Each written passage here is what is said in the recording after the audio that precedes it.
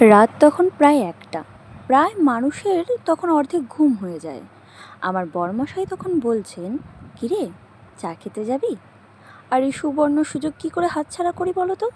তাই দেরি না করে ঝটপট করে রেডি হয়ে বেরিয়ে পড়লাম চা খাওয়ার জন্য। আর আমাদের একটাই ডেস্টিনেশন, সেটা হলো অভিদার চায়ের দোকান।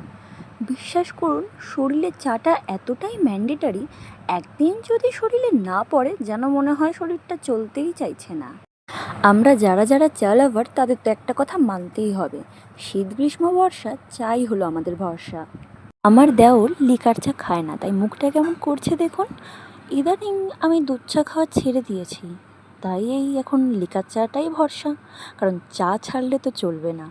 এদিকে উনি আবার মগ্ন হয়ে কি যেন ভাবছিলেন, আর আমার দেওর বলছে, "বৌদি, আমার চুলের স্টাইলটা একটু সবাইকে দেখাও, কষ্ট করে করেছি। অভিদার দোকানের পাস্তাটা না দারুণ বানায়, তাই যখনই আমি আসি না কেন আমি তো খাবই।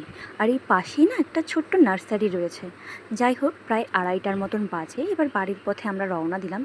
তিনজন মিলে ফের বাওয়াল করতে করতে আবার বাড়ির পথে যাচ্ছি। আর চোখে তো ঘুমে আমি তাকাতে পাচ্ছি না, চোখ ঘুমে প্রায় জ্বলছে। যাই হোক, ভিডিও যদি ভালো লাগে লাইক, ফলো, শেয়ার, সাবস্ক্রাইব করে পাশে থাকবেন। টাটা।